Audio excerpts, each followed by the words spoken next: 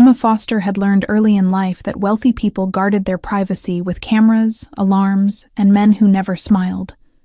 The Pellegrini estate was no different. She counted at least 15 security personnel during her first walk through the marble entrance hall, each one watching her with the kind of attention that made her skin prickle. Miss Foster. The man who greeted her was tall, gray-haired, and spoke with the clipped efficiency of someone who had worked in this household for decades. "I'm Vincent, the house manager. Mr. Pellegrini is expecting you in his study." She followed him through corridors lined with art that probably cost more than most people earned in a lifetime. Not that she would ever say that out loud. The agency had been very clear during her interview. Discretion was non-negotiable. Questions were discouraged. Opinions were unwelcome. Lorenzo Pellegrini stood by the window when Vincent opened the study door. He didn't turn immediately, and Emma used those few seconds to steady her breathing. She had seen his photograph during her research, but nothing prepared her for the physical presence of him. Broad shoulders filled out his dark suit. His hands were clasped behind his back, and even from across the room, she could sense the tension radiating from his frame. "Mr. Pellegrini, Miss Foster has arrived." He turned slowly. Brown eyes assessed her with an intensity that made her want to step backward. His face was striking in a way that photographs couldn't capture. All sharp angles and controlled strength. No smile softened his expression. "Thank you, Vincent." His voice was low, accented lightly with Italian inflection. "You may go." The door clicked shut. Emma kept her hands folded in front of her, willing herself to appear calm. "You come highly recommended," Lorenzo said, moving to his desk. He picked up a folder and flipped it open. 8 years of experience in pediatric care, fluent in Italian, references from 3 families in Boston. Emma nodded. "Yes, sir. My daughter is 6 years old. She was diagnosed with leukemia 4 months ago." He spoke without emotion, as if reading a medical report. "The treatment is aggressive. She requires round-the-clock monitoring, especially during the night when side effects are most severe." "I understand." His gaze lifted from the folder. "Do you?" "Because the previous 3 caregivers quit within 2 weeks. They said Sophia was difficult, unresponsive. They couldn't handle the silence." Emma felt something tighten in her chest. She had read about Sophia in the file the agency provided. 6 years old. Mother deceased 2 years prior. Selective mutism following trauma. Current medical treatment for acute lymphoblastic leukemia. "Children process grief differently than adults," Emma said carefully. "Silence doesn't mean she isn't communicating. It just means we need to learn her language." Something flickered in Lorenzo's expression. He set the folder down. "You'll work nights, 8 p.m. to 8 a.m. Sophia's medical team handles daytime care. Your job is to ensure she's comfortable, administer medication on schedule, and alert the on-call physician if anything changes. You'll have your own room in the staff wing. Meals are provided. Vincent will give you the household rules." "May I meet Sophia before I start?" The question seemed to catch him off guard. "Why?" "Because she should know who I am before I walk into her room in the middle of the night. Children respond better when they feel safe." Lorenzo studied her for a long moment. Then he moved toward the door. "Follow me." They walked through more corridors, up a staircase with an iron railing that probably predated the Civil War, and down a hallway painted in soft cream tones. Lorenzo stopped outside a door decorated with a small wooden sign that read, "Sophia's room," in elegant script. He knocked twice, then opened the door without waiting for a response. The bedroom was large and filled with afternoon light. Soft blue walls were covered with paintings of clouds and stars. A canopy bed sat against one wall, and near the window, a small girl sat in an oversized armchair, a book open in her lap. Sophia Pellegrini had her father's dark hair, though hers fell in loose curls around her face. Her skin was pale, almost translucent, and Emma could see the faint outline of an IV port beneath her long-sleeved shirt. Brown eyes identical to Lorenzo's lifted when they entered, but she didn't speak. "Sophia." Lorenzo's voice changed when he addressed his daughter, becoming softer, but somehow more strained. "This is Miss Foster. She's going to be helping take care of you at night." The little girl looked at Emma but said nothing. Emma knelt down so they were at eye level. "Hi, Sophia. You can call me Emma if you'd like. I saw you're reading about butterflies. That's one of my favorite topics. No response. Sophia's gaze drifted back to her book. I'll let you get settled, Lorenzo said abruptly. He turned and left the room before Emma could respond. She stayed where she was, watching Sophia turn a page. I won't bother you if you'd rather read. But if you want to talk about butterflies later, I'd love to hear what you think about monarch migration patterns. Sophia's fingers paused on the page, just for a second. Then she continued reading. Emma stood and quietly left the room. Her first week passed in careful routine. She arrived each evening at 8, received updates from the day nurse, and settled into the chair beside Sophia's bed. The little girl never spoke. Sometimes she would draw. Sometimes she stared at the ceiling. Twice, she had episodes where the nausea from chemotherapy left her retching into a basin, while Emma held her hair back and murmured soothing sounds. Lorenzo never came to the room during Emma's shift. She saw him occasionally in passing, always dressed in dark suits, always surrounded by men who moved like they were trained for violence. Vincent explained that Mr. Pellegrini worked late hours, often until dawn. What Vincent didn't mention was the cameras. Emma noticed them on her third night. Small, discreet lenses tucked into the corners of Sophia's room. One near the door, one by the window, one above the bookshelf. She didn't mention them to anyone. In a household like this, surveillance was probably standard. On the fifth night, Sophia had a particularly difficult evening. The latest round of chemotherapy had left her weak and nauseous. Emma helped her change into fresh pajamas after the third time she got sick, then settled her back into bed with cool cloths on her forehead. I know this is hard, Emma whispered, adjusting the blankets. But you're fighting so bravely. Your body is working really hard to get better.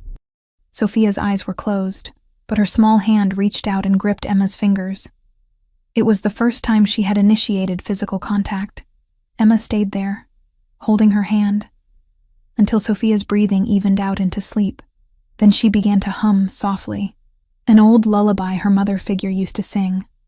The melody was simple, the words in Neapolitan dialect that most people wouldn't recognize. She sang about stars and small stars, about night skies that watched over sleeping children, about morning light that would always return. Sophia's lips moved slightly, forming soundless words. Emma's breath caught. She kept singing, voice barely above a whisper, and watched as the little girl's mouth continued to shape the syllables she couldn't yet speak. 3 floors below, in a study lined with mahogany and leather-bound books, Lorenzo Pellegrini sat frozen in front of 3 monitors mounted on his wall. He had installed the camera system after the second caregiver quit, telling himself it was for security purposes, medical monitoring, liability protection. He knew he was lying to himself. The truth was simpler and more painful. He couldn't bear to be in that room, watching his daughter suffer, knowing he was powerless to stop it. The cameras let him be present without being present, a coward's compromise. Most nights, he worked through files and contracts with the monitors on mute in his peripheral vision. He told himself he was just checking periodically, making sure Sophia was safe. Tonight he had turned the sound on, and now he sat there, hands gripping the armrests of his chair, listening to a woman he barely knew sing the exact lullaby his wife used to sing to their daughter. Not just any version. The Neapolitan dialect, the specific melody Juliana had learned from her grandmother in Naples. A song so particular, so regional, that even most Italians wouldn't recognize it. On the screen, Sophia's lips moved. His daughter, who hadn't spoken a word in 2 years, was trying to sing along. Lorenzo's chest felt tight. His hands started to shake. How did Emma Foster know that song? How did she know the exact words, the exact melody, the exact inflection that Juliana had used? He watched as Emma gently brushed Sophia's hair back from her forehead, the gesture so achingly familiar that Lorenzo had to close his eyes. When he opened them again, Emma was still there, still singing softly, still holding his daughter's hand. For the first time since Juliana's death, Sophia looked peaceful. The song ended. Emma sat in silence for a few moments, then reached for a book on the nightstand. She began to read aloud, her voice steady and warm, and Sophia's eyes tracked the words, even though they were clearly growing heavy with sleep. Lorenzo forced himself to look away from the monitors. He poured a glass of whiskey with hands that still trembled slightly, then stood by the window overlooking the garden that Juliana had loved. Someone had sent Emma Foster to his home. Someone who knew about his daughter, about his wife, about private family moments that no outsider should possess. The question was whether that someone meant harm or something else entirely. He picked up his phone and sent a single text to his head of security. Full background on Emma Foster. Everything. I want it by morning. Then he returned to the monitors and watched as the stranger who knew his dead wife's lullabies read his daughter to sleep. Over the next several days, Lorenzo found himself watching the monitors more than working. Emma had established a routine with Sophia that seemed to bypass all the resistance his daughter had shown to previous caregivers. She never pushed Sophia to speak, never treated her silence as a problem to be solved. Instead, she talked to Sophia like a person, asked her questions, and then waited, genuinely waited, for responses that came in nods or head shakes or the occasional drawing. She taught Italian vocabulary through games, holding up objects and saying their names in both English and Italian, then celebrating when Sophia pointed to the correct item. On the 8th night, Emma brought materials for making bracelets. She sat cross-legged on the floor beside Sophia's bed and spread out colorful beads. In some cultures, Emma explained, people make bracelets to tell stories. Each color means something different. See this red one? That could mean courage, and blue could be strength. Sophia watched intently as Emma threaded beads onto elastic string. I think you need a lot of red beads, Emma continued, because fighting this illness takes so much courage, and maybe some gold ones for all the victories you're winning. Every day you get through treatment is a victory, Sophia. Every single one. Sophia's small hand reached for the beads. She selected a red one, then a gold one, then a purple one.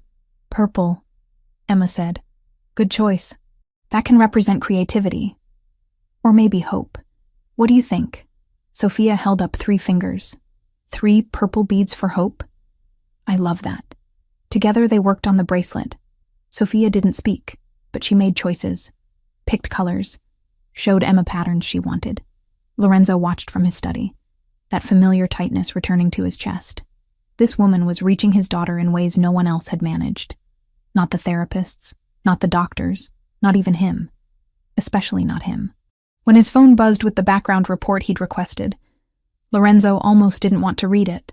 Part of him wanted to preserve whatever magic was happening in that room upstairs. But he was a man who survived by knowing things, by controlling variables, by never being surprised. He opened the file. Emma Foster, 28 years old. Born in Naples, Italy. Parents deceased. No living relatives in the system. Entered the United States 2 years ago on a work visa. Certifications in pediatric care appeared legitimate on the initial verification. Nothing in the agency checks raised a flag. Employment references checked out. But there were gaps. Years in Italy with no clear employment record. An address listed at an orphanage in Naples that his investigator noted with a question mark. Lorenzo set the phone down and looked back at the monitors. Emma was helping Sophia into bed now, tucking the blankets around her, with the same careful attention Juliana used to show. Then Emma did something that made Lorenzo's blood run cold. She leaned down and kissed Sophia's forehead, then traced a small cross on her daughter's brow with her thumb. It was a blessing gesture, a specific Neapolitan tradition that Juliana's family practiced, a tradition that no one outside that family should know. Lorenzo stood abruptly, his chair scraping against hardwood. He stared at the screen, watching as Emma settled into the chair beside Sophia's bed and opened a book. This wasn't coincidence. This wasn't chance. Emma Foster had come to his home with knowledge she shouldn't possess, and he needed to know why. But even as suspicion churned in his gut, he couldn't ignore the other truth playing out on those monitors. For the first time in 2 years, his daughter was healing. And he had no idea whether Emma Foster was an angel sent to save them, or a threat he didn't yet understand. Emma learned to read Lorenzo Pellegrini's moods through small details. The set of his jaw when he entered a room, The way his hands moved when he was processing information he didn't like. The deliberate slowness of his speech when he was measuring every word. By her second week in the household, she recognized when he was watching her. It happened during shift changes, those brief moments when the day nurse left and Emma arrived. Lorenzo would appear in the hallway, pretending to review something on his phone or speak with Vincent about household matters. But his attention always drifted toward her, dark eyes tracking her movements with an intensity that made her pulse quicken. She couldn't afford his scrutiny, not when she had worked so hard to get here. "Miss Foster." His voice came from behind her one evening as she climbed the main staircase. "A moment, please." Emma turned, gripping the railing to steady herself. "Of course, Mr. Pellegrini." He gestured toward the sitting room off the main hall. She followed, aware of how the space seemed to shrink when he closed the door behind them. "Sophia seems comfortable with you," he said, moving to pour himself a drink from the crystal decanter on the sideboard. "More comfortable than she's been with anyone since her mother died. She's a remarkable child, strong-willed, even when she can't speak. You talk to her in Italian sometimes." It wasn't a question. Emma kept her expression neutral. "The agency mentioned you preferred someone fluent in the language. I thought it might comfort her to hear it. What dialect do you speak?" The question landed like a stone in still water. Emma chose her words carefully. "I learned in Naples. I lived there for several years." "Doing what?" "Working in care facilities. Learning the language. Trying to build a life." Lorenzo took a sip of his whiskey, never breaking eye contact. "Naples is a dangerous city for a young woman alone. I managed." "I'm sure you did." He set the glass down. "My wife was from Naples, Northern District, near Vomero. Her family still lives there." Emma felt heat creep up her neck, but forced herself to remain still. "It's a beautiful area. She used to make this dish." Lorenzo's tone shifted, becoming almost conversational. "Pasta with anchovies and breadcrumbs. Very specific recipe her grandmother taught her. I smelled something similar coming from the staff kitchen yesterday." Her breath caught. She had helped the cook prepare lunch, adding ingredients from muscle memory before realizing her mistake. Many Neapolitan families make similar dishes. "True." He moved closer, and Emma had to resist the urge to step back. "But the way you prepared it, the exact measurements, the timing, that was identical to how Juliana made it. Vincent commented on it, said it tasted exactly like the old days. I'm glad the staff enjoyed it." "You're deflecting."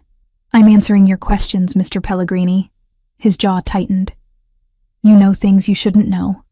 Family recipes, regional lullabies that barely anyone outside Naples recognizes, gestures and phrases that my wife used. I want to understand how." Emma met his gaze directly. "I told you I lived in Naples. I learned from the people there.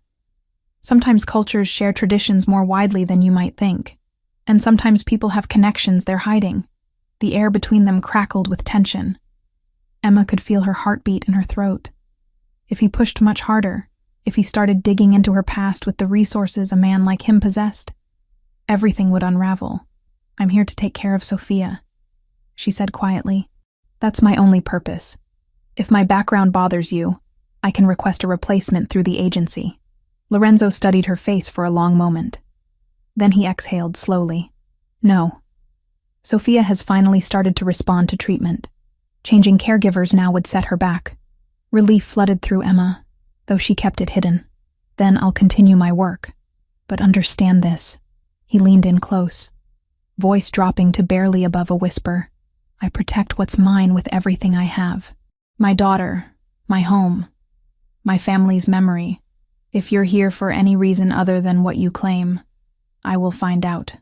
I would expect nothing less." They stood there, close enough that Emma could smell his cologne, see the gold flecks in his brown eyes. The attraction she'd been ignoring flared hot and dangerous between them. Lorenzo stepped back first.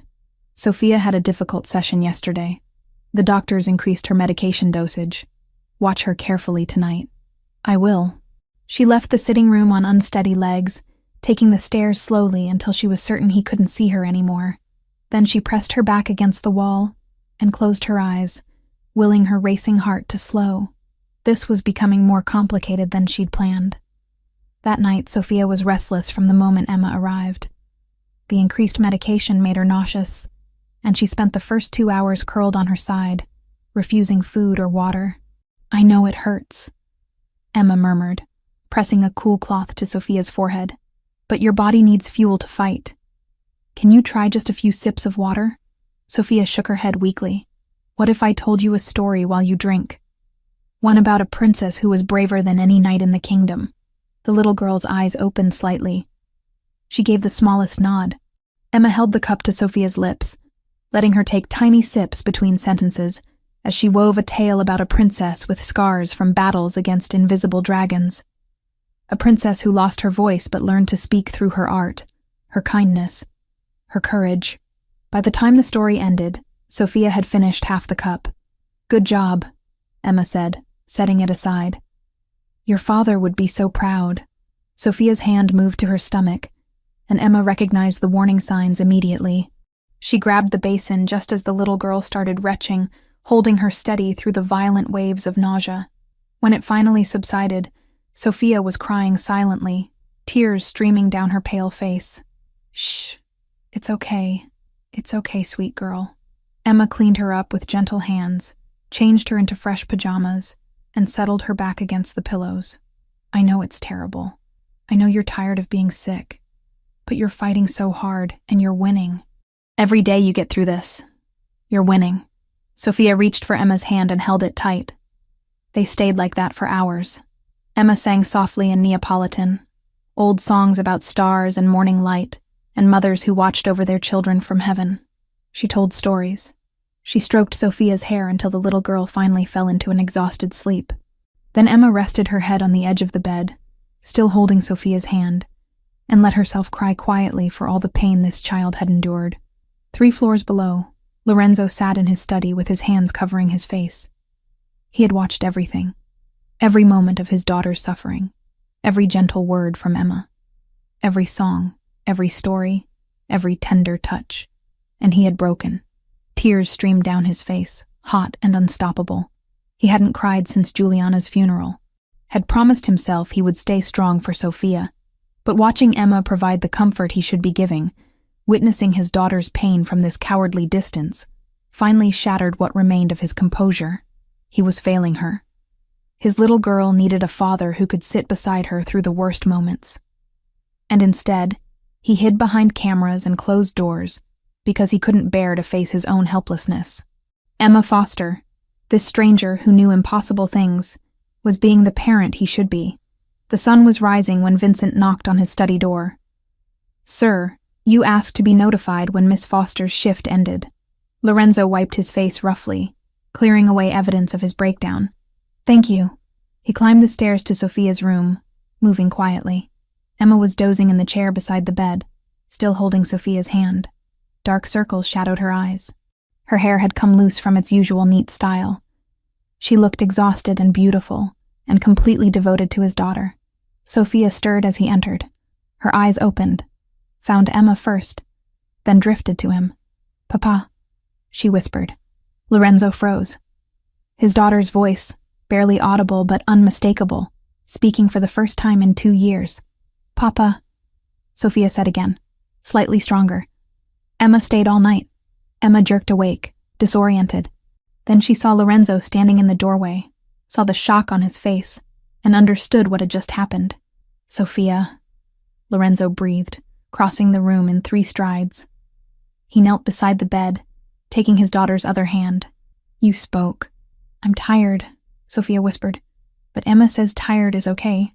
Tired means I'm fighting." "You are fighting.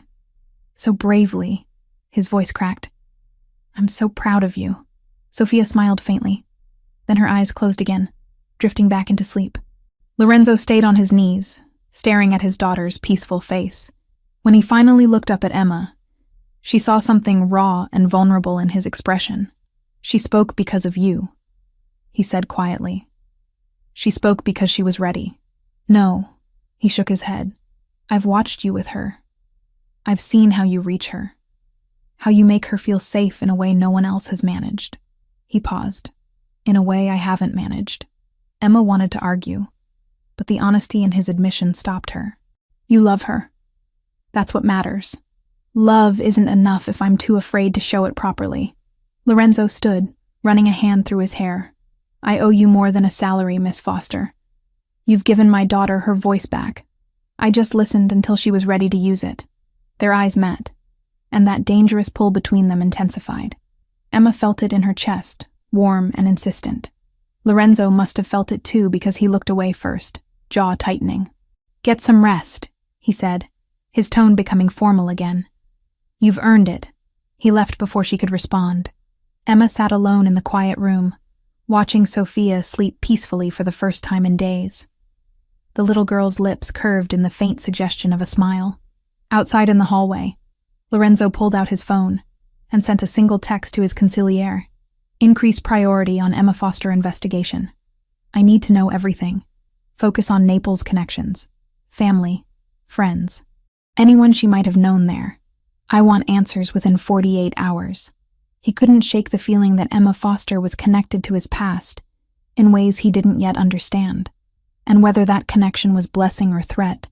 He needed the truth before he let her any deeper into his life, because she was already dangerously close to his heart. The report arrived at 6 a.m, delivered in person by Lorenzo's consigliere, a man named Roberto, who had worked for the Pellegrini family since Lorenzo's father was alive. The information you requested, Roberto said, sliding a manila folder across the desk. Though I'll warn you, it raises more questions than it answers. Lorenzo opened the file, scanning the documents inside. Emma Foster, 28 years old, birth certificate from Naples. Parents listed as deceased when she was 12. Entry into the United States 2 years ago on a work visa sponsored by a healthcare staffing agency. But between age 12 and 26, there were gaps. Large, unexplained stretches of time with no employment records, no tax documents, no digital footprint. The orphanage, Lorenzo said, pointing to an address in Naples. Did you verify it? I did. Santa Maria delle Grazie, run by an order of nuns. They confirmed Emma Foster lived there from age 12 to 18, then returned periodically for several years after. They were hesitant to provide more details, cited privacy concerns. Lorenzo leaned back in his chair. Privacy concerns from nuns? They're protective of the children who pass through their care, especially ones who experience trauma. Roberto paused. There's something else. The work visa that brought her to the United States was legitimate, but the references she provided were minimal, almost as if she deliberately kept her past vague, or someone helped her keep it vague. That's my thought as well. People don't have gaps this significant unless they're hiding something or being hidden. Lorenzo closed the file. Keep digging. I want to know who she knew in Naples, where she worked, how she supported herself. If she had connections to my wife's family, I need to know. Roberto nodded.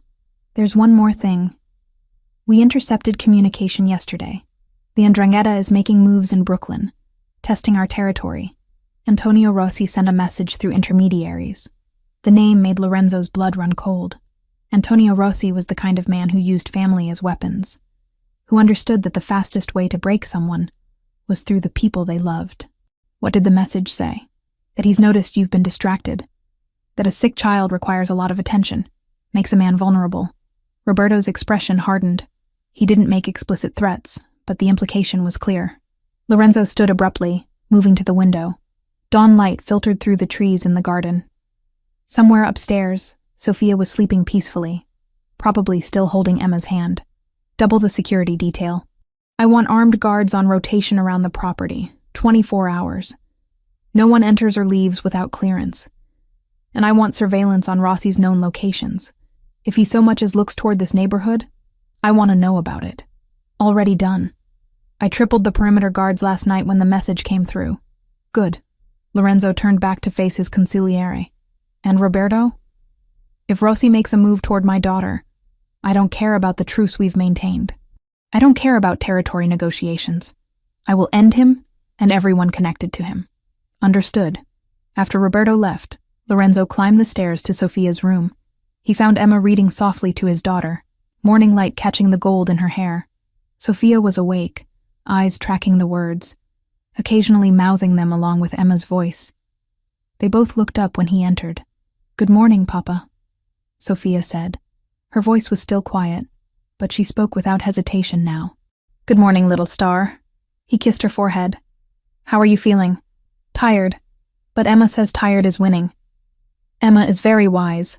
He glanced at the woman in question, who had set the book aside and was watching him with those blue eyes that seemed to see too much. "Miss Foster, I need to speak with you." Privately. Emma stood, touching Sophia's shoulder gently. "I'll be right back, sweetheart. Why don't you pick out which story you want to hear next?" They walked into the hallway. Lorenzo closed the door behind them, then guided Emma down the corridor to a small sitting area away from listening ears. "There's been a development," he said without preamble. "A security concern that requires changes to the household arrangements." Emma's expression remained calm, but he saw her shoulders tense slightly. "What kind of concern?" "The kind where people with bad intentions have taken notice of my family. Specifically, of Sophia's condition." He chose his words carefully. "In my line of work, weakness is exploited. A sick child makes me vulnerable in ways that can be used against me. You think someone would hurt Sophia? I think someone would threaten to hurt Sophia to get what they want from me." Lorenzo watched her process this information. "Which is why I need you here full-time. Not just night shifts. I want you living in the house, available around the clock during this phase of her treatment. Mr. Pellegrini, I appreciate the offer, but I have an apartment, a life outside of work. I'll pay triple your current rate. You'll have your own suite in the East Wing, private bathroom, full access to the kitchen and grounds. You won't be a prisoner, just closer in case Sophia needs you." Emma hesitated, and he could see the conflict in her face. "This feels like more than just medical care." "It is. It's protection." He moved closer, dropping his voice. "Sophia is thriving with you. She speaks now. She smiles. She participates in her treatment instead of just enduring it. I can't risk losing that progress if something happens and you're not here. You could hire additional security instead of asking me to move in. I have additional security. I have an entire team of people whose job is to keep this household safe." He held her gaze. "But none of them can do what you do for my daughter. None of them make her feel safe the way you do." The air between them shifted, charged with something that had nothing to do with security arrangements, and everything to do with the pull that kept drawing them together. "If I agree," Emma said quietly, "I need boundaries. Clear expectations. This can't blur lines that should stay firm. Agreed. You're Sophia's caregiver, nothing more. Professional at all times." Even as he said it, Lorenzo knew he was lying to both of them. The lines were already blurred beyond recognition. Emma moved into the East Wing that afternoon. She didn't have much to bring from her apartment, just 2 suitcases and a box of books. Lorenzo sent men to collect her belongings, insisting she shouldn't leave the property until the security situation stabilized. Her new suite was larger than her entire previous apartment. Bedroom with a 4-poster bed, sitting area with a fireplace, bathroom with a soaking tub. Windows overlooked the garden where early autumn colors were just beginning to show. "This is too much," she said when Vincent showed her the space. "Mr. Pellegrini believes in providing comfortable accommodations for live-in staff." Vincent replied diplomatically. "If you need anything, just use the house phone. Dinner is served at 7 in the main dining room, though you're welcome to eat in your suite if you prefer." After he left, Emma sat on the edge of the bed and tried to steady her breathing. Living here full-time meant constant proximity to Lorenzo, meant navigating the attraction that flared every time they were in the same room, meant maintaining her cover story while under constant observation. But it also meant being there for Sophia, and that mattered more than her own comfort. A soft knock interrupted her thoughts. She opened the door to find Sophia standing in the hallway, holding a small potted plant. "Emma, Vincent said you're staying now. I brought you a welcome gift." The little girl's voice was still quiet, but gaining strength each day. "Sophia, this is beautiful." Emma took the plant, a small succulent with thick green leaves. "Did you pick this out yourself? Mama used to say plants make rooms feel like home. I thought you might need one." The casual mention of Juliana made Emma's chest tighten. "Your mama was very smart." "Thank you, sweet girl. Can we make more bracelets tonight? I want to add orange beads." "What does orange mean?" Sophia thought for a moment. Happiness. Because I'm happy you're staying. Emma pulled the little girl into a gentle hug, blinking back unexpected tears. I'm happy too. That evening, Lorenzo found them in the main sitting room instead of Sophia's bedroom. Emma had brought down the bracelet-making supplies, and they were sprawled on the carpet surrounded by colorful beads. Sophia was laughing at something Emma had said, a sound that still caught Lorenzo off guard every time he heard it. Papa, look! Sophia held up a bracelet with intricate patterns. Emma taught me how to make zigzags. It's beautiful. He settled into a chair nearby, content to watch them work. What do all the colors mean?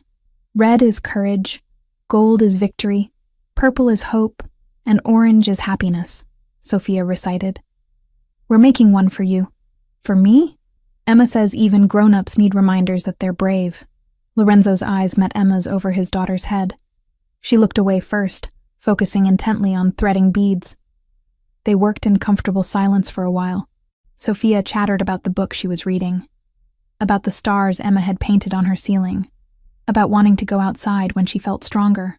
Lorenzo found himself relaxing in a way he rarely did, the constant tension in his shoulders easing.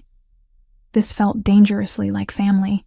Later, after Sophia had gone to bed, Emma was cleaning up the bead supplies when Lorenzo returned to the sitting room. You don't have to do that, he said. The staff will take care of it. It's no trouble. She gathered the last of the materials into their container. Besides, I'm not used to having people clean up after me. You'll need to get used to many things if you're living here. Emma straightened, tucking a strand of hair behind her ear. I'm adaptable. I've noticed. He moved closer, and she stilled. You've adapted to Sophia's needs, to the household rhythm, to my security concerns. You barely asked questions when I told you to move in. You made it clear the situation was serious. I trust your judgment about your daughter's safety, but not about other things. I didn't say that. They stood there in the lamplight. The only sounds, the distant ticking of a clock and their own breathing. Lorenzo could smell her shampoo, something clean and faintly floral. Could see the pulse beating in her throat. I had you investigated, he said abruptly. Emma went very still. And there are significant gaps in your history. Years where you simply don't exist on paper. He watched her face carefully. People with gaps like that are usually running from something or hiding something. Which is it for you? Maybe I just lived quietly. Not everyone leaves a digital trail. In Naples, one of the most documented cities in Italy? He shook his head. No. You were somewhere, doing something. And you don't want me to know what. Emma set the supply container down with deliberate care. Are you asking me to leave? No. I'm asking you to trust me with the truth. Trust is earned, Mr. Pellegrini. We barely know each other. We know each other well enough that my daughter has bonded to you in ways that terrify me. We know each other well enough that I lie awake at night wondering why you know my dead wife's lullabies. His voice dropped lower. We know each other well enough that I can't stop thinking about you, and that's a problem. The confession hung between them, raw and dangerous. Emma's breath caught. That can't happen. I know. I work for you. I take care of your daughter. That's all this can be. I know that too.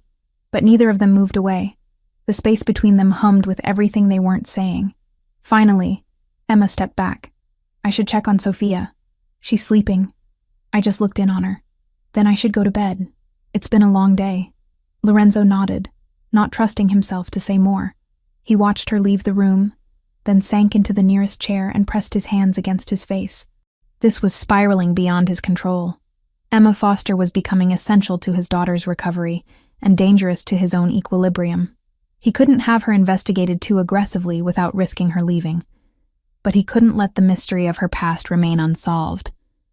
And he definitely couldn't keep pretending he wasn't falling for a woman whose secrets might destroy them all. The question came on a quiet Tuesday evening when Emma was helping Sophia arrange her growing collection of beaded bracelets on a velvet-lined tray. Emma? Sophia's voice was soft but clear now, no longer the whisper it had been weeks ago. Can I ask you something important? Of course, sweet girl. You can ask me anything. Sophia fidgeted with a purple bracelet, not meeting Emma's eyes. Do you think you could be my new mama? Emma's hands froze mid-motion. The bracelet she was holding slipped from her fingers and scattered beads across the carpet. She felt the air leave her lungs. Sophia, She struggled to find words that wouldn't break the little girl's heart. I love you so much. You know that, right? I know. That's why I thought maybe you could stay forever. Not just as my caregiver, but as my mama. Papa likes you too. I can tell. Tears burned behind Emma's eyes. She cupped Sophia's face gently. Your real mama loved you more than anything in this world. She's watching over you right now, and her memory is precious. I could never replace her, and I wouldn't want to. She was special, but she's gone. Sophia's lower lip trembled. And you're here. You make me feel safe like she did. You sing her songs and know her recipes, and you even do that thing with your hand when you brush my hair back. Just like her. Emma's heart cracked open. She pulled Sophia into a hug, feeling the little girl's tears soak into her shirt. I'm so glad I make you feel safe. That's the most important thing to me. But sweetheart, I'm your caregiver. I'm here to help you get better, to take care of you during treatment. When you're healthy again, you won't need me anymore. Yes, I will. I'll always need you. You'll always have me in your heart. Emma whispered, her own tears falling now. But we have to honor your mama's memory by remembering that no one can take her place. She was your first mama, your real mama, and that's forever. Sophia cried harder, and Emma held her through it, rocking gently and murmuring comfort in both English and Italian. When the tears finally subsided, Sophia pulled back and wiped her face. Will you at least stay until I'm all better? I'll stay as long as your papa needs me to. Promise? Emma kissed her forehead. I promise. 3 floors below, Lorenzo sat frozen in his study, staring at the monitor.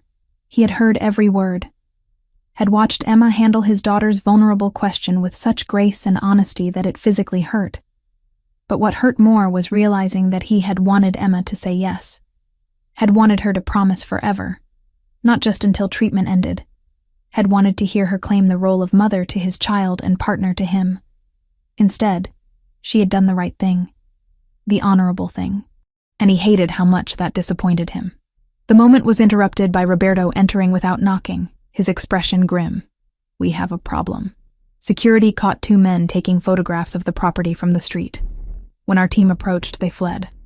We ran their plates, registered to a shell company we've traced back to Rossi's organization. Lorenzo stood abruptly. How close did they get? Not onto the grounds, but close enough to photograph the east wing, where Miss Foster's suite is located. His blood ran cold. They're watching her specifically, or they're watching you watch her. Either way, they've noticed she's moved into the house, that she matters to Sophia, which means she matters to you. Roberto paused. This makes her a target. Increase patrols around the east wing. I want someone stationed below her windows at all times. And find those men. I want to know everything about them by morning. Already on it. But sir, there's something else. Roberto pulled out another file. The deep background check on Miss Foster finally yielded results. Her certification documents, the ones that allowed her to work as a pediatric caregiver, were forged. Lorenzo took the file, scanning the technical analysis. Forged by who? Someone with connections in the Neapolitan underground. The kind of person who specializes in creating clean identities for people who need to disappear, or who don't exist on paper. It's sophisticated work. Expensive. So she paid someone to give her false credentials to get into my house. Lorenzo's voice was dangerously quiet. That sounds like infiltration. Or desperation. People forge documents for many reasons, not all of them malicious, but some of them are. Lorenzo closed the file. Bring her to my office, now. Emma was putting Sophia to bed when Vincent appeared in the doorway, his expression apologetic. Miss Foster, Mr. Pellegrini requests your presence in his study, immediately. The tone sent warning bells through her system. Is something wrong? I believe that's what he wishes to discuss. Sophia grabbed Emma's hand. Don't go. Stay with me. I'll be back soon. I promise. Vincent will stay with you until I return. Okay? The walk down to Lorenzo's study felt like a march to execution. Emma's mind raced through possibilities, trying to anticipate what had changed. When she entered the room, Lorenzo was standing by his desk, face carved from stone. Close the door. She did, then waited. How long did you think you could hide it? His voice was ice. Hide what? He threw a folder onto the desk. Papers spilled out. Technical documents she couldn't fully read from across the room. Your certification documents are forgeries. Expert forgeries, but forgeries nonetheless. Created by someone in Naples with ties to organized crime. Emma's stomach dropped. She had known this moment might come, but she hadn't prepared for how it would feel. I can explain. Can you? Because from where I'm standing, it looks like someone sent you here deliberately.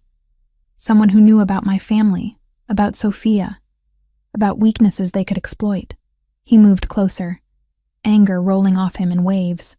The 'Ndrangheta has been watching this house, taking photographs. And now I find out the woman I've trusted with my daughter's life lied about her credentials to get hired. What am I supposed to think? I would never hurt Sophia. Never. I love her. Love isn't proof of innocence. People use love as weapons all the time in my world.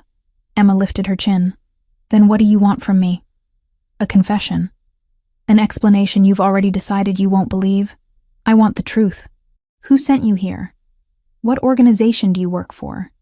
What's the real reason you needed forged documents to get into this house? I had my reasons. Personal reasons that have nothing to do with rival families or territory disputes. That's not an answer. It's the only one I can give you right now. Lorenzo's jaw clenched. Did you think I wouldn't find out? That I wouldn't investigate someone living under my roof, caring for my child? I have resources you can't imagine, Emma. I will find out the truth with or without your cooperation.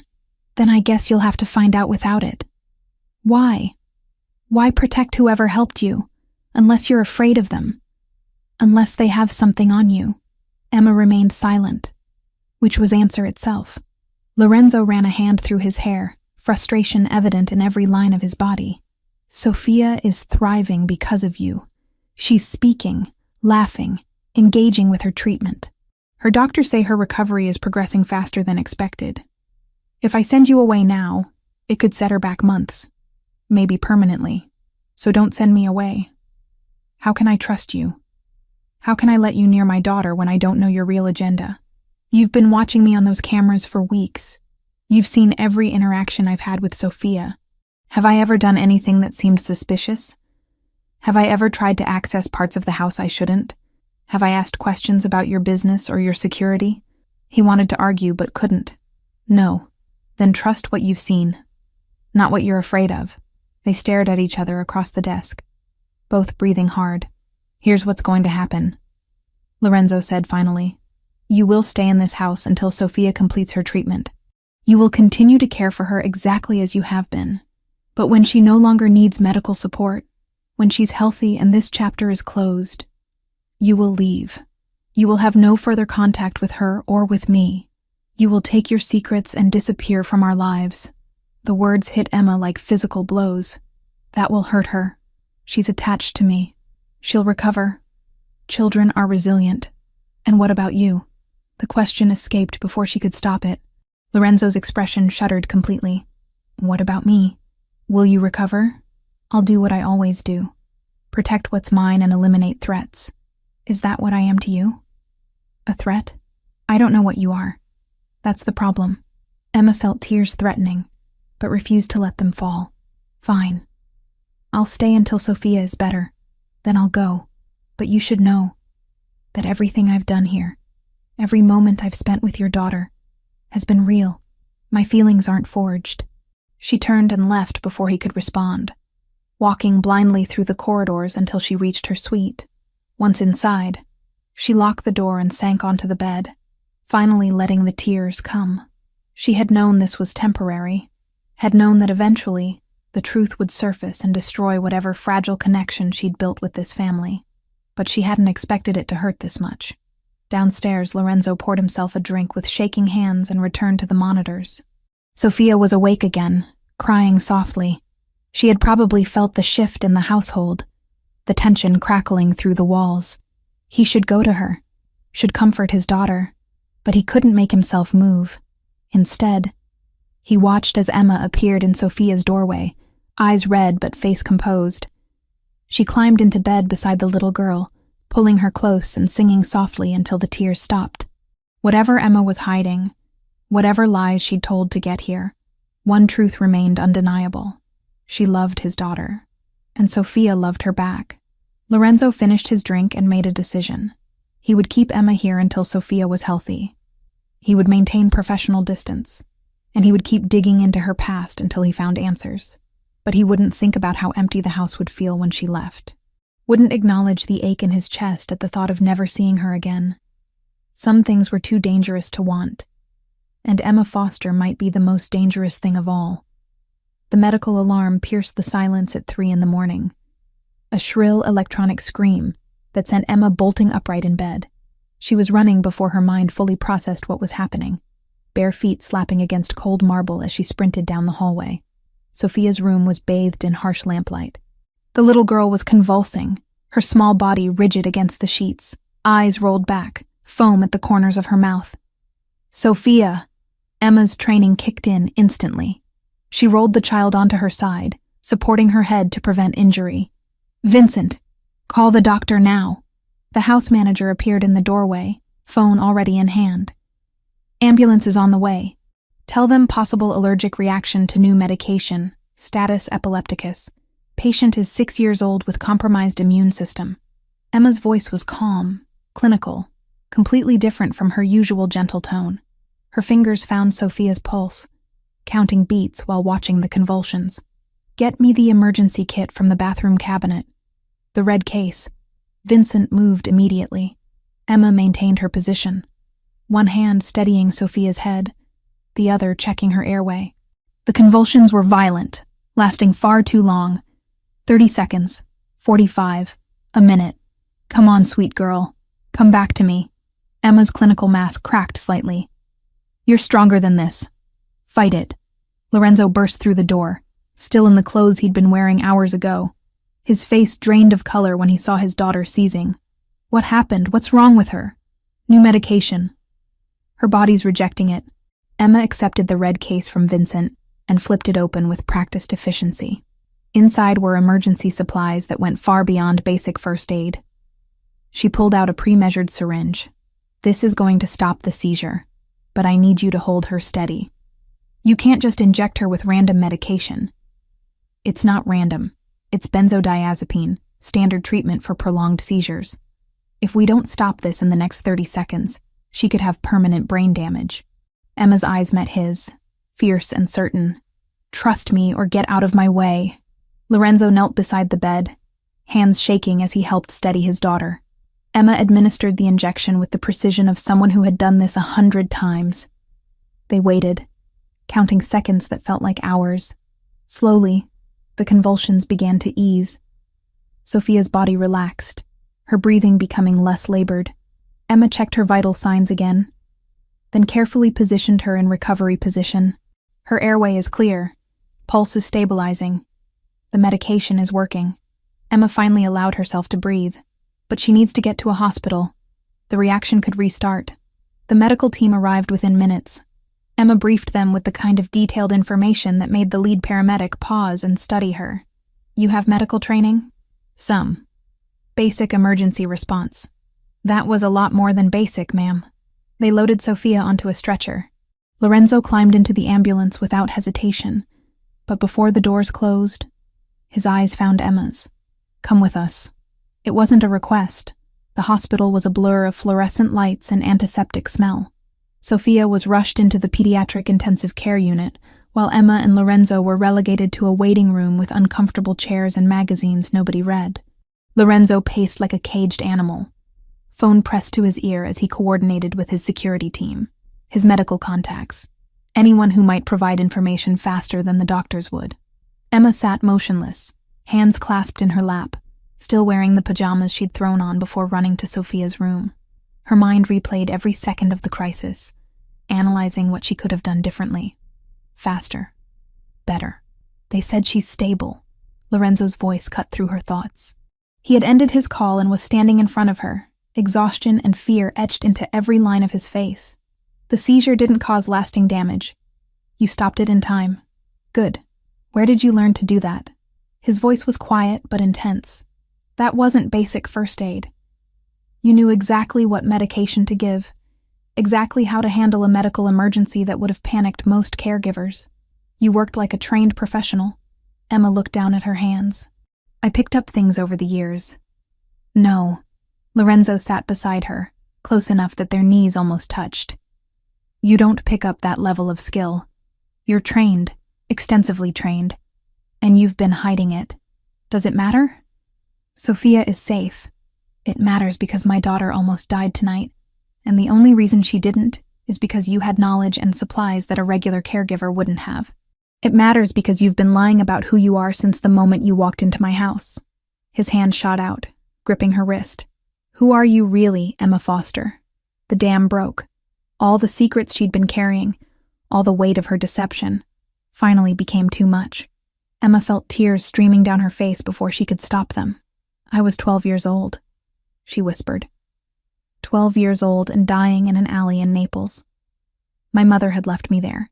She was an addict, chose drugs over her daughter, and I had pneumonia so bad I couldn't stand up. I remember thinking this was how I would die. Alone, forgotten. Lorenzo's grip on her wrist loosened but didn't release. Then this woman found me. Beautiful. Kind. With this voice that made me think maybe angels were real. She picked me up, carried me to her car, and took me to a private hospital. Paid for everything. The doctor said if she'd found me an hour later, I would have been gone.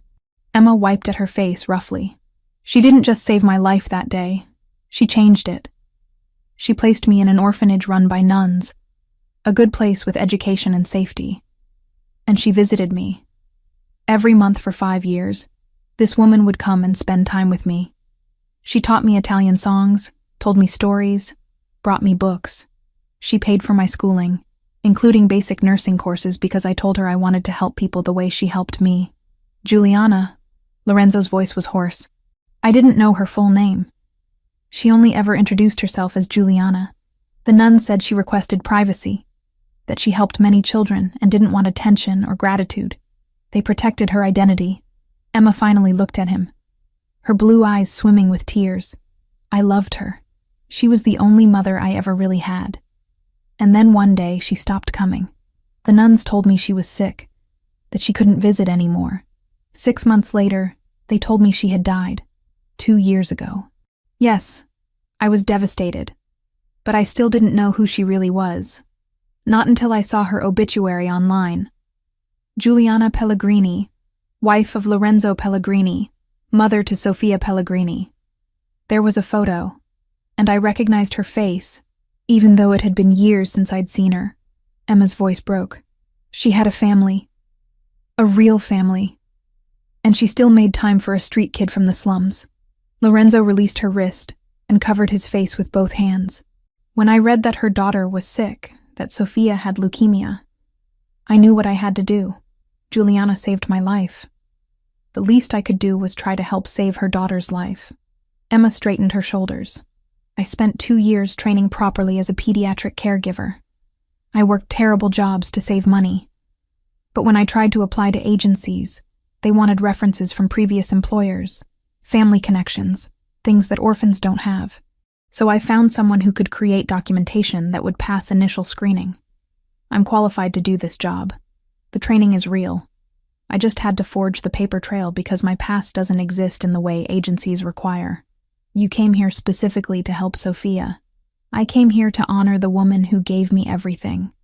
My life, my education, my chance at a future. She never asked for anything in return. Never made me feel like charity. She just loved me because she could, because that's who she was. Emma's voice strengthened. Sofia is her legacy, and I will protect that little girl with everything I have, even if you hate me for lying to get here. Silence filled the waiting room. Lorenzo sat perfectly still, processing revelations that rewrote his understanding of both his wife and the woman beside him. Juliana had a whole life I knew nothing about, he finally said. She would leave sometimes, tell me she was visiting family in Naples. I thought she meant her parents, her cousins. I never questioned it because she seemed happy when she returned. Peaceful. She probably was. Helping people brought her joy. She helped you, saved you. And in return, You've saved the most precious thing she left behind. Lorenzo turned to face Emma fully. The nuns, they kept her identity secret. She made them promise. She said her work with children needed to be separate from her family name, that it was too dangerous to mix the two worlds. Emma's eyes widened. She knew, didn't she? She knew what you were, what your name meant. She was protecting us, from people exactly like Antonio Rossi, from men who would use children as leverage. Lorenzo's jaw clenched. She understood my world better than I gave her credit for. A doctor appeared in the doorway. Mr. Pellegrini? Your daughter is awake and asking for both of you. They followed him through sterile corridors to a private room where Sophia lay in a hospital bed, looking small and pale but alert. Her face brightened when she saw them. Papa. Emma. I scared you. Lorenzo reached her first, gathering her carefully into his arms. You terrified us. But you're okay now. You're going to be okay. Emma gave me medicine. I remember that part. She knew exactly what to do. Sophia reached for Emma's hand. How did you know? Emma squeezed her hand gently. Because your mama taught me. A long time ago, when I needed help, she was there for me, and she made sure I had the skills to be there for other people when they needed help. Including you. Mama sent you to us? In a way, yes, I think she did. Sophia smiled. And for just a moment, Emma saw Juliana's expression on the little girl's face. That same warmth, that same instinctive kindness. Then you have to stay forever, Sophia said simply. If Mama sent you, that means you're supposed to be part of our family. Emma's eyes filled with tears again. She looked at Lorenzo, expecting to see anger or betrayal. Instead, she saw something that looked almost like wonder. We'll talk about it when you're better, he said softly to his daughter. For now, just rest. Let your body heal. After Sophia fell asleep, Lorenzo walked Emma to the hallway. They stood in the fluorescent light, both exhausted, both emotionally wrung out. I need time to process this, Lorenzo said. Everything you've told me changes how I see the past 2 years, how I see Juliana, how I see you. I understand, and I'm sorry for lying. You weren't lying, not really. You just didn't tell me the whole truth. He ran a hand through his hair. You falsified documents to get hired, but you did it to honor a debt to the woman who saved your life. You hid your advanced medical training, but you used it to save my daughter. You kept secrets, but the secrets were about protecting Juliana's memory, not hurting her family. I never wanted to hurt anyone. I believe you. Lorenzo's hand came up, hovering near her face before falling back to his side. My wife saw something in you worth saving, worth investing years of her life into, and now I see it too. Emma's breath caught. Stay, Lorenzo said quietly. Not just until Sophia is better. Stay because you're already part of this family, whether we planned it or not. Stay because Juliana brought us together for a reason. I don't know if I can. Why not? Because loving people means eventually losing them. I've lost everyone I ever loved. My mother abandoned me. Juliana died. If I let myself love you and Sophia completely, if I let myself believe this could be real, she couldn't finish the sentence. Lorenzo stepped closer. Then you'd be taking the same risk we are. Sophia loves you already. And he paused, choosing words carefully. I'm falling for a woman who knew my wife's secrets, who shares her compassion, who fights for my daughter like she's her own. Maybe that's Juliana's final gift to both of us, a second chance at family. Emma wanted to believe him, wanted to accept the future he was offering, but years of survival had taught her that hope was dangerous. Let me think about it, she whispered. Lorenzo nodded, then did something unexpected. He pulled her into his arms, holding her while she finally let herself cry for everything she'd lost and everything she might yet gain. In the hospital room behind them, Sophia slept peacefully, dreaming of the mother she'd lost and the woman who might help her father finally heal. Sophia came home from the hospital 3 days later, weak but stable. The doctors had adjusted her medication protocol, eliminating the compound that caused the severe reaction. Emma stayed close during the transition, monitoring every symptom, every change in color or energy level. Lorenzo watched them both with an intensity that made the air feel electric. He spent those days doing something he hadn't allowed himself since Giuliana's death, remembering her completely. Not just the sanitized version of grief, but the real woman with all her complexities and secrets. The business trips to Naples that lasted longer than necessary. The way she'd return with stories about her cousin's children, details that now seemed deliberately vague, the substantial charitable donations that appeared on their accounts, always to organizations helping at-risk youth. She had built an entire world of compassion separate from his world of violence, and she'd done it to protect both sides. "I need everything on Giuliana's activities in Naples," Lorenzo told Roberto in his study. "Every donation, every organization she supported, every connection to Santa Maria delle Grazie orphanage. I want confirmation of Emma's story down to the smallest detail." Roberto returned 2 days later with a file thick enough to require both hands. "The orphanage records are extensive. Your wife made anonymous donations for 15 years, substantial amounts that funded education programs, medical care, and housing improvements. The nuns kept meticulous records of her visits, though they only identified her as Giuliana from Naples." Roberto opened to a marked page. There are notes about a specific child she took special interest in. A girl brought in at 12 years old, nearly dead from pneumonia and malnutrition. The medical bills alone were significant. Lorenzo studied the dates. They aligned perfectly with Emma's timeline. The nuns confirmed that Giuliana visited this child monthly for 5 years, paid for her nursing education, maintained contact until shortly before her cancer diagnosis.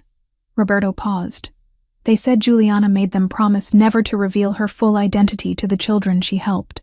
She believed her family name would put them in danger. She was right. Lorenzo closed the file. Emma Foster is exactly who she claims to be. So what now? Now I figure out how to keep her here. But Emma had other plans. Lorenzo found her packing 2 days later, carefully folding clothes into the same suitcases she'd arrived with. His chest tightened at the sight. "What are you doing?" She didn't turn around. "Sophia is stable. The immediate crisis has passed. It's time for me to go. We never discussed you leaving. You said I could stay until she was better. She's better." Emma's voice was steady, but he heard the strain beneath it. "I've overstayed my welcome. Sophia needs you. Sophia needs her father. She needs stability and honesty, not a caregiver with a complicated past who lied to get hired." Emma finally faced him. "I gave you what I came to give. I honored my debt to Giuliana. Now I need to let you build your life without the reminder of secrets and deception. Is that what you think you are? A reminder of deception? Aren't I?" Lorenzo crossed the room in 3 strides. "You're the woman my wife chose to save. The woman she trusted with her time, her resources, her love. You're the person who brought my daughter back from the edge of silence and despair. He stopped, struggling with words. "You're not leaving. You can't order me to stay." "I'm not ordering. I'm asking." His hands flexed at his sides. "Please don't go." Emma's resolve wavered. "Lorenzo, I don't belong here. I'm not part of your world. You became part of it the moment Giuliana decided you were worth saving. You became part of it when Sophia called you her second chance at happiness. You became part of it when He couldn't finish. The moment stretched between them, fragile and vital. Then Sophia's voice cut through from the hallway. "Emma? Papa? Where are you?" They found her standing outside Emma's suite, eyes red from crying. "You're leaving." It wasn't a question. "I heard Vincent talking to the other staff. He said you were packing." Emma knelt in front of her. "Sweetheart, No." Sophia's voice cracked. "You promised. You said you'd stay as long as Papa needed you. He still needs you. I still need you. Please don't leave me too." The last 3 words destroyed something in Emma's chest. "Oh, Sophia, everyone I love goes away. Mama left, the nurses left, the other caregivers left. You're the only one who stayed when things got hard. You're the only one who sings Mama's songs and makes me feel like maybe I'm not losing her completely." Tears streamed down the little girl's face. "If you go, it's like losing her all over again." Lorenzo pulled his daughter into his arms, but his eyes never left Emma's. "You heard her. We need you. I can't stay just because a child is afraid of loss. That's not healthy for anyone. Then stay because you want to. Lorenzo's voice dropped lower. Stay because walking away from this family would hurt you as much as it hurts us. Emma stood slowly, her own tears threatening. You don't know what you're asking. I'm asking you to trust that Juliana knew what she was doing, that she saved you for a reason beyond just surviving, that maybe the reason was this moment, this family, this chance to complete what she started. He shifted Sophia in his arms. I'm asking you to be brave. Before Emma could respond, Roberto appeared at the end of the hallway, phone in hand and expression grim. Sir, we have a situation. Lorenzo handed Sophia to Emma and stepped away. What kind of situation? Intercepted communication. Rossi's people are planning a move. They know Sophia was hospitalized. They know the transport route you'll use for her next appointment. They're planning an ambush during the transfer. Ice flooded Lorenzo's veins. When? Tomorrow morning. They think you'll take her to the oncology center for her scheduled treatment. How did they get that information? We're still investigating. But sir, they mentioned the caregiver specifically. They know Emma is important to Sophia, which makes her important to you. They see it as leverage. Emma's arms tightened protectively around Sophia. Lorenzo's mind raced through options, strategies, countermeasures. Cancel the appointment. We'll have the medical team come here instead. Already arranged. But this doesn't solve the larger problem. Rossi knows your weakness now. He'll keep probing until he finds an opening. Then we eliminate the threat permanently. Lorenzo's voice went cold. Get me locations on all known Rossi operations. I want coordinated strikes ready within the hour. Sir, that's escalating to war. They threatened my daughter. It's already war. Roberto left to make arrangements. Lorenzo turned back to find Emma watching him with an expression he couldn't read. This is your world, she said quietly. This is what Sophia will grow up seeing. This is me protecting what's mine. Would you have me do less? I'd have you be careful. Strategic. Emma's voice steadied. And I'd have you listen when I tell you that 3 weeks ago, I mentioned seeing a silver sedan parked across the street at odd hours. Your security team dismissed it as a neighbor's guest. Lorenzo froze. What? I didn't think much of it at the time, but I grew up on streets where noticing details kept you alive. That car appeared 4 times over 2 weeks, always with the same driver. A man in his 30s with a scar above his left eyebrow. He never got out, just sat there watching the house for 20 minutes, then left. Why didn't you report this formally? I did. I told Vincent. He said your security team monitored all vehicles in the area and found nothing concerning. Emma's eyes held his. But I wrote down the license plate anyway. Force of habit from my time in Naples. You learn to document things that feel wrong. Roberto, who had returned to overhear this, pulled out his phone. What's the plate number? Emma recited it from memory. Roberto typed rapidly, then went very still. That vehicle is registered to a holding company we've traced to Rossi's network. It was part of their initial surveillance operation. He looked at Lorenzo. Your security team missed it, but she caught it. Because I know what predatory observation looks like. Emma's voice was hard now. I survived years by recognizing when someone was watching me for the wrong reasons. Your high-tech security system is designed to catch obvious threats. It doesn't catch the subtle ones, the patient ones. Lorenzo stared at her, something clicking into place. What else have you noticed? The delivery driver who comes twice a week arrives at different times than the regular schedule, but always when Sophia is visible through the garden windows. The maintenance worker who serviced the East Wing cameras took 3 times longer than necessary and asked unusual questions about Sophia's routine. Enough. Lorenzo held up a hand. Roberto, verify everything she just said. Within 30 minutes, they had confirmation. The delivery company had no record of schedule changes. The maintenance worker wasn't on their approved contractor list. Every detail Emma mentioned checked out as a potential security breach that the formal systems had missed. You have instincts my trained professionals lack, Lorenzo said, something like awe in his voice. Street-level survival skills that complement tactical security. I notice things. It doesn't make me special. It makes you valuable. It makes you someone I'd be a fool to let walk away. He moved closer. You want to know why I'm asking you to stay? This is why. Not just because Sophia loves you. Not just because you honor Juliana's memory, but because you make us stronger. You see threats we miss. You bring skills we don't have. You're not a weakness, Emma. You're an asset. I don't want to be an asset. I don't want to be useful. Then be family. The words came out rougher than he intended. Be the woman who belongs here because she chooses to, not because she owes a debt or serves a purpose. Sophia, still in Emma's arms, looked between them with wide eyes. Does this mean you're staying? Emma felt the weight of the moment pressing down on her. Every instinct screamed at her to run, to protect herself from the inevitable pain of loving and losing again. But another voice, quieter and stronger, sounded like Juliana. Sometimes the bravest thing is staying when leaving would be easier. She looked at Lorenzo, really looked at him.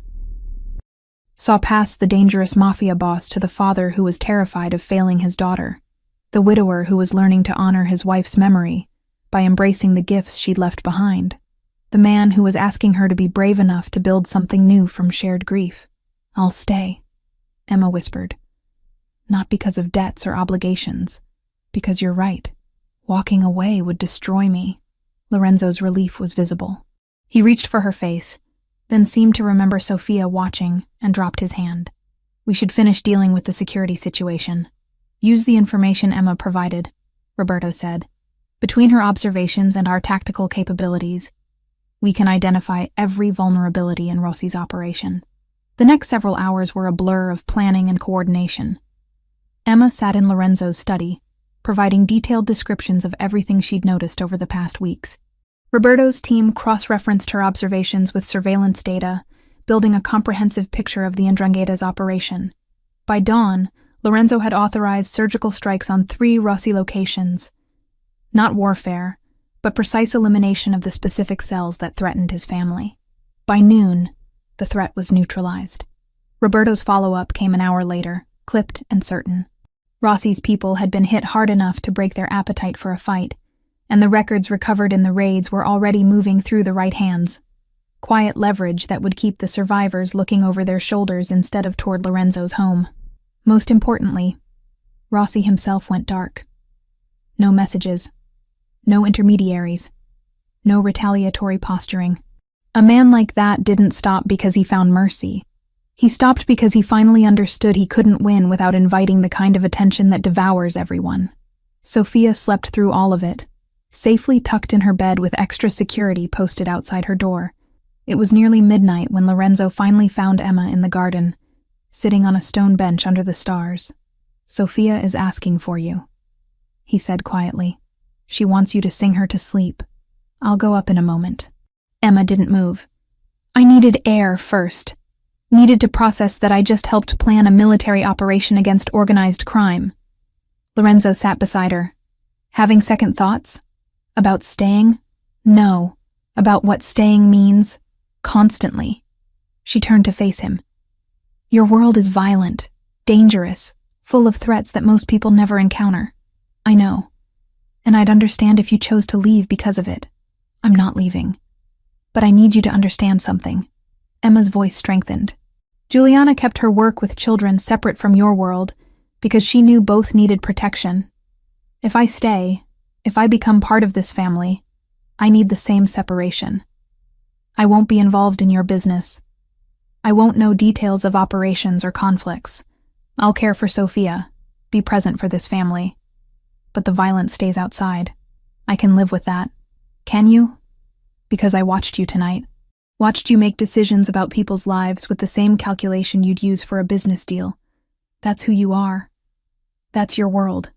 And I need to know you won't pull me or Sophia into it more than absolutely necessary. Lorenzo was quiet for a long moment.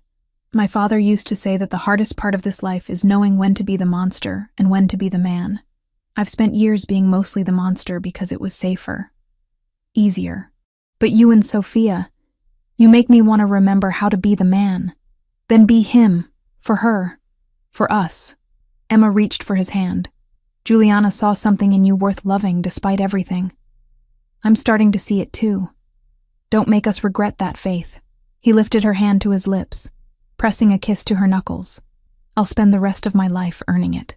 They sat in comfortable silence, hands intertwined, until Sophia's voice called from her window.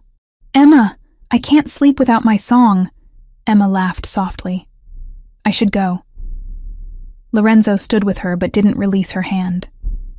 Earlier, when I said you make us stronger, I didn't just mean tactically. You make me stronger. You remind me what I'm protecting and why it matters. Lorenzo, he pulled her close, one hand cupping her face. I've been fighting this for weeks. Fighting the way I feel when you walk into a room. Fighting the knowledge that you're becoming essential to my life in ways that terrify me. I'm done fighting it. What are you saying? I'm saying that Juliana brought you into our lives for a reason. Maybe it was to save Sophia. Maybe it was to save me. Maybe it was both. His thumb traced her cheekbone. I'm saying that I'm falling in love with you, Emma Foster. And I think you feel the same. Her breath caught. This is complicated. Everything in my life is complicated. But this us feels like the one simple truth in all the chaos. Emma rose on her toes and kissed him. It was soft at first, tentative, then deepened as months of repressed emotion finally found release. Lorenzo's arms came around her, holding her like something precious and vital. When they finally broke apart, both were breathing hard. I love you, Emma whispered. I've loved you since the night I watched you cry while watching Sophia sleep. Since you confronted me about my secrets because you were terrified, not angry.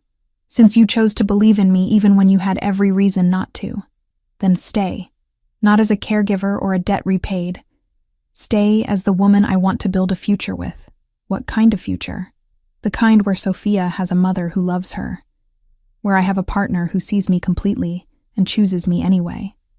Where we honor Juliana's memory by living the kind of life she would have wanted for all of us. Sophia's voice called again, more insistent. Emma! Papa! Are you kissing in the garden? Because I can see you from my window. They broke apart, laughing. We should go up, Emma said. Lorenzo kept her hand in his. Together, they climbed the stairs side by side, and for the first time since Juliana's death, Lorenzo felt like his house was becoming a home again. The call came from Lorenzo's legal team 6 weeks after Emma agreed to stay. She was reading to Sophia in the garden when Vincent appeared with a message that Mr. Pellegrini needed to see her in his study. Sophia looked up from her book, eyes bright. Are you in trouble? I don't think so, sweet girl. Finish this chapter and I'll be back before you know it. Lorenzo was standing by the window when Emma entered, sunlight catching the silver at his temples. He turned, and she saw something peaceful in his expression. Your documentation is clean, he said without preamble. I had my attorneys work with contacts in Naples. Your nursing certification is now properly filed with all the correct agencies. Your work visa has been upgraded to permanent residency status. As far as anyone is concerned, Emma Foster has always been exactly who she claimed to be. Emma's hand flew to her mouth. How? I have resources, and I protect what matters to me. He crossed the room, taking her hands. You don't have to look over your shoulder anymore. You're not hiding. You're just living. Lorenzo, this must have cost... Don't. Whatever it cost was worth it to see that expression on your face right now. His thumb traced circles on her palm. You gave up everything to honor Juliana's memory. The least I can do is give you a clean slate to build your future. Our future. Emma corrected softly. Our future. He pulled her close, resting his chin on top of her head. Sophia's oncologist called this morning. They have results from her latest scans. Emma's heart clenched. And she wants to deliver them in person, tomorrow afternoon. The whole family should be present. The next day felt like it lasted a year. Emma kept Sophia distracted with games and stories, while Lorenzo handled business calls with unusual terseness. When Dr. Patel finally arrived, they gathered in the sitting room like defendants awaiting a verdict. The doctor opened her tablet, then looked up with a smile that transformed her usually serious face. Sophia's scans are completely clear. No trace of cancer cells. Her blood work is excellent. Her immune system is rebuilding ahead of schedule. She set the tablet aside. Sophia, you're in complete remission. The room erupted. Sophia burst into tears and threw herself at Emma, who caught her while crying herself. Lorenzo stood frozen for a moment before his composure cracked, and he joined them, wrapping both of them in his arms. You did it, Emma whispered into Sophia's hair. You fought so hard and you won. We won, Sophia corrected. All of us together. Dr. Patel gave them space for celebration, providing details about monitoring schedules and gradual return to normal activities. When she finally left, Sophia was exhausted from emotion and fell asleep on the couch between Lorenzo and Emma. She's really okay, Lorenzo said, more to himself than Emma. After everything, she's going to be okay. She's going to be more than okay. She's going to thrive. Lorenzo looked at Emma over his sleeping daughter's head. I need to ask you something. Here now, while she's sleeping. Because she needs to be part of what comes next. Emma's pulse quickened. What are you talking about? Instead of answering, Lorenzo carefully extracted himself from the couch and knelt on the floor beside it. From his pocket, he pulled a small velvet box. Emma Foster, 6 months ago, you walked into my life with secrets and determination and a mission to honor a woman we both loved. You gave my daughter her voice back. You taught me how to be present instead of hiding behind fear. You saw the worst parts of my world and chose to stay anyway. Emma's hand covered her mouth as tears started falling. I'm not asking you to be Sophia's caregiver anymore. I'm asking you to be her mother. To officially become the family that we already are in our hearts. He opened the box, revealing a ring with a sapphire surrounded by small diamonds. Marry me, not because of gratitude or convenience. Marry me because I love you, because you make me want to be better than I am, because Juliana brought us together and I think she'd want this. Papa's asking Emma to marry him. Sophia's sleepy voice interrupted. I'm not actually sleeping. This is too important. Lorenzo laughed, the sound surprised and genuine. Were you faking the whole time? Only for 5 minutes, but you were taking too long to ask. Sophia sat up and took Emma's hand. Say yes. Please say yes. We need you. Emma looked between them. These two people who had become her entire world. Yes. 1,000 times yes. Lorenzo slipped the ring onto her finger, then kissed her, while Sophia cheered. The moment was imperfect and perfect, exactly like the family they were building. The months that followed were a study in gradual transformation. Emma's role shifted from caregiver to something that had no official title but felt like coming home. She and Sophia began adoption paperwork, a process that Lorenzo's attorneys expedited with the same efficiency they'd used to legitimize her documents. Lorenzo threw himself into being present, attending Sophia's medical checkups, joining their evening routines, learning to participate instead of observe. He still ran his organization, still made difficult decisions in the darkened study, but he'd learned to separate that world from the one he was building with Emma and Sophia. 3 months after the proposal, a package arrived from Naples. Emma recognized the return address immediately. Santa Maria delle Grazie. I mentioned to the nuns that I was getting married, Emma explained to Lorenzo as she carefully opened the box. They said they had something that belonged to me. Something Juliana left years ago with instructions to give to me if I ever returned for it. Inside was a smaller wooden box, worn with age. Emma lifted the lid with trembling hands and found letters. Dozens of them, written in Juliana's elegant script, each dated and sealed. She wrote to me, Emma whispered. All those years, she was writing letters. They read them together that night, after Sophia went to bed. Letters chronicling Juliana's thoughts about helping children, her hopes for Emma's future, her joy at watching the street girl transform into a young woman with purpose and kindness. The final letter was dated 3 weeks before Juliana's cancer diagnosis. My dear Emma, Lorenzo read aloud, his voice thick with emotion. If you are reading this, then I am gone. I pray that you have found happiness and family, that you are no longer alone in the world. You were one of my greatest joys, proof that one person's kindness can change a life completely. I have a daughter named Sophia, who is 6 years old as I write this.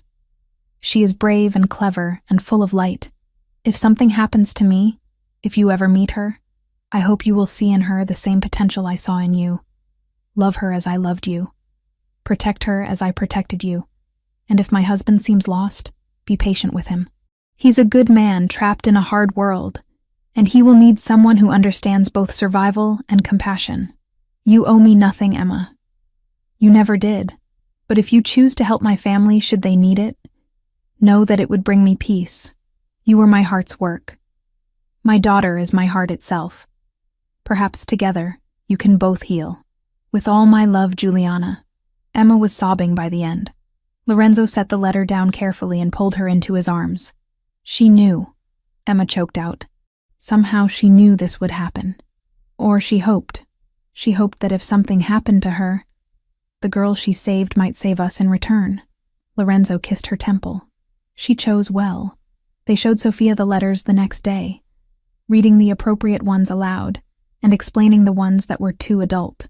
Sophia listened with wide eyes, then carefully touched the paper. "Mama wanted us to be a family," she said simply. "She picked Emma for us." "She did," Lorenzo agreed. "And we're going to honor that by being the best family we can be." The wedding happened in early autumn, when the garden was at its most beautiful.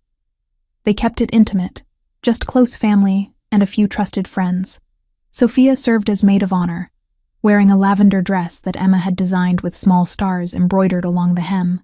"For all the stars you painted on my ceiling," Sophia had explained. "So Mama's stars are part of the wedding, too." Emma wore cream silk, simple and elegant.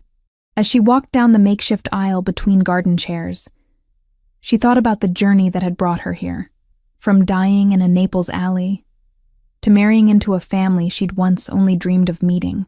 Lorenzo waited at the end of the aisle, looking at her like she was something miraculous. When she reached him, he took her hands and whispered, "Thank you for staying. Thank you for giving me a reason to." The ceremony was brief, but meaningful. When the officiant pronounced them married, Sophia was the first to hug them both. "Now you're officially my mama," she said to Emma. "Now I'm officially the luckiest woman alive," Emma corrected. The months that followed didn't feel like a fairy tale. They felt like work. Appointments and blood draws, nights when Sophia's body was too tired to be brave, and mornings when Emma still woke, half expecting the ground to vanish beneath her. But slowly, the calendar changed its meaning. Treatments became less frequent. The word remission stopped sounding like a dare and started sounding like permission to breathe. They learned the rhythm of their new life in the spaces between fear.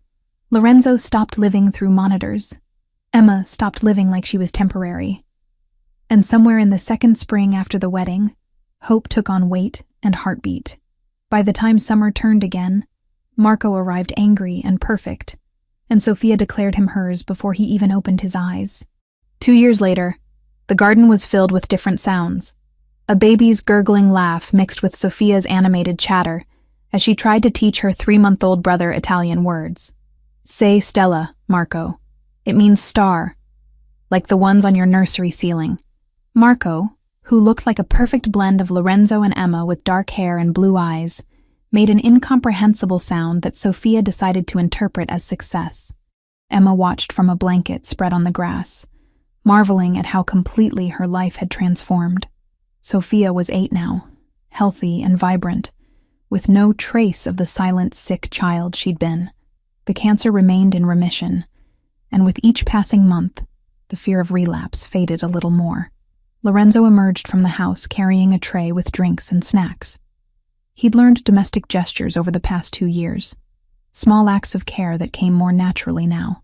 "Your daughter is convinced the baby said Stella," he told Emma as he settled beside her. "Our daughter," Emma corrected with a smile. "And she might be right. He's very advanced." "Of course he is. Look at his parents." Lorenzo leaned over to kiss her, then Marco, then called Sophia over. "Come here, little star. It's time for the song." This had become their tradition. Every Sunday evening, when weather permitted, they gathered in the garden and sang the old Neapolitan lullabies that Juliana had taught Emma, who had taught Sophia, who was now teaching Marco. Sophia settled between them, and Emma started the melody. "Stelle e Stelline." Lorenzo joined in this time, his voice rusty but earnest. He'd spent months learning the words, practicing in private until he could sing without embarrassment. For Juliana, for his family. Sophia's voice was clear and strong, carrying the tune with confidence. Marco waved his tiny fists in what might have been rhythm. As the sun set over the garden, painting the sky in shades of amber and rose, Emma felt a presence she couldn't quite name. Maybe it was memory. Maybe it was gratitude. Maybe it was Juliana, watching over the family she'd assembled through one impulsive act of kindness years ago. "Do you think she knows?" Emma asked quietly when the song ended. Lorenzo understood immediately. "I think she knew before we did. Knew that saving you would eventually save us. She changed my life twice. Once when she found me dying in that alley. Again when she brought me back to you and Sophia. She changed all our lives. But you're the one who stayed. You're the one who fought for this family when you could have walked away." Lorenzo wrapped his arm around her shoulders. "We wouldn't be here without you." Sophia leaned against Emma's other side. "Tell us the story again, about how Mama found you." Emma had told this story countless times, but it never got old. Sophia needed to hear it, to understand the connection that made their family unique. Marco would hear it too when he was old enough to understand. "I was 12 years old," Emma began, "and I thought I was going to die alone. But then this woman appeared. As she talked, the stars began to emerge overhead, tiny pinpricks of light against the darkening sky." Sophia had taught Marco to look for them during twilight, continuing the tradition Juliana had started years ago. "Stella e stelline," Sophia whispered to her baby brother. "Stars and little stars. Mama is watching from up there, and Mama Emma is right here with us." The baby grabbed Sophia's finger and squeezed. Lorenzo pulled Emma closer, resting his head against hers.